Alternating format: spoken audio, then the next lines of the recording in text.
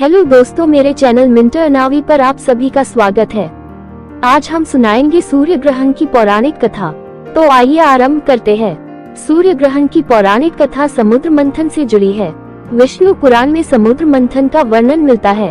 एक बार महर्षि दुर्वासा के श्राप के कारण स्वर्ग श्रीहीन यानी धन, वैभव और ऐश्वर्य से विहीन हो गया था।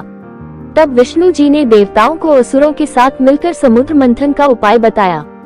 विष्णु जी ने कहा कि समुद्र मंथन से जो अमृत कलश प्राप्त होगा उससे आप सभी अमर हो जाएंगे। इसके बाद वासुकी नाग की नेति बनाई गई और मंदाचल पर्वत की सहायता से समुद्र को मथा गया।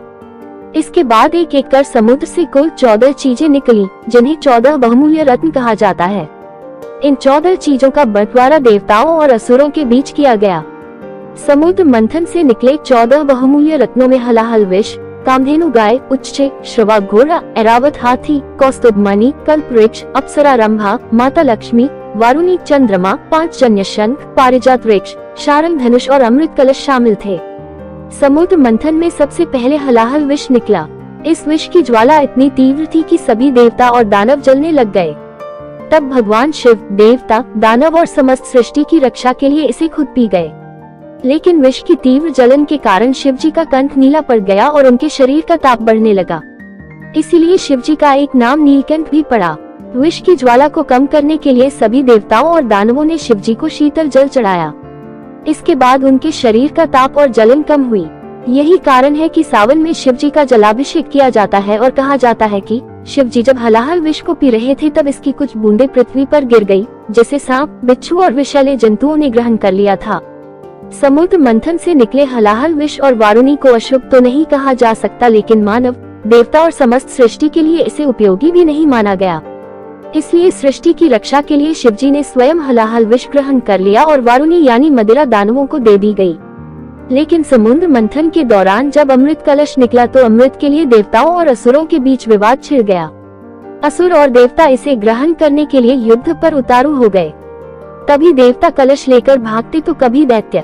विवाद बढ़ता देख श्रीहरि विष्णु ने इस समस्या का समाधान निकाला और नारायण ने स्वयं मोहिनी बनकर अमृत पिलाने की जिम्मेदारी ले ली। मोहिनी का सुंदर रूप देखकर सभी दैत्य उन पर मोहित हो गए।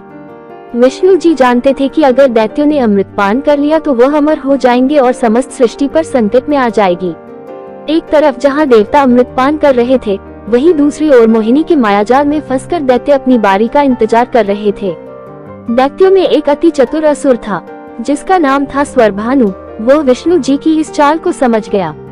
अमृत पाने के लिए उसने देवता का रूप धारण किया और चुपचाप अमृत ग्रहण करने के लिए देवताओं की पंक्ति में जा बैठा।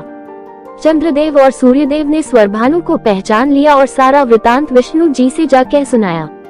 नारायण इस वृतांत को सुनकर अत्यंत क्रोधित हुए और सुदर्शन चक्र से राक्षस स्वरभानु का सिर धड़ से अलग कर दिया। चूंकि उस राक्षस ने अमृत की कुछ बूंदें ग्रहण कर ली थी, इसलिए वह राहु और केतु के रूप में अमर हो गया। राक्षस का सिर राहु और धड़ केतु कहलाया। तभी से राहु, केतु, चंद्र और सूर्य को अपना शत्रु मानते हैं और समय समय पर इन ग्रहों को ग्रसते हैं। हिंदू धर्म में इस घटना को सूर्य ग्रहण और चंद्र ग्रहण कहा जाता है। तब से राहु और केतु के कारण पूर्णिमा पर चंद्र ग्रहण और अमावस्या पर सूर्य ग्रहण लगता है। दोस्तों, आज की इस वीडियो में हमने आपको सूर्य ग्रहण की पौराणिक कथा के बारे में बताया है।